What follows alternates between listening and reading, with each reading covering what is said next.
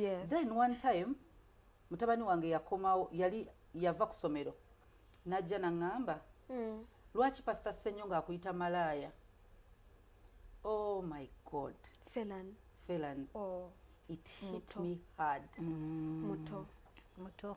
Ne mubuuza wabijjeewa. Naga mukwano gwange be babiŋŋambye ku ssomero because nali simukkiriza ku accessinga nnyo TVs ezimu because newaka nali na blockinga channels ezimu manyi no TV ebeerako olugambo n'enneno so nga manyi zino ze basobola olaba ewaka naye ng'asoma ali busy. So naŋŋamba mukwano gwange yaŋŋambye nti Musumba Ssenyonga yagambye nti mama wo malaaya yeetunda. It hit me hard. I know.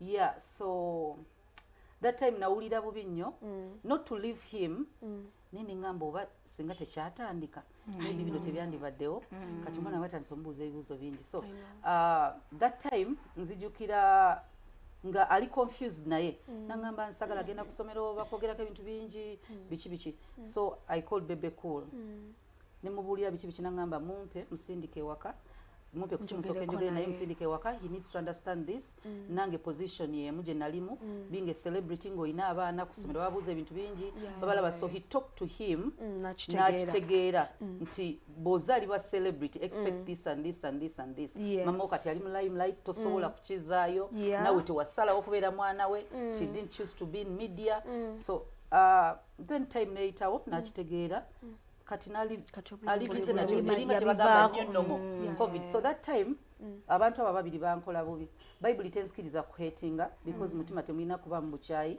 naye mbalaba bulabi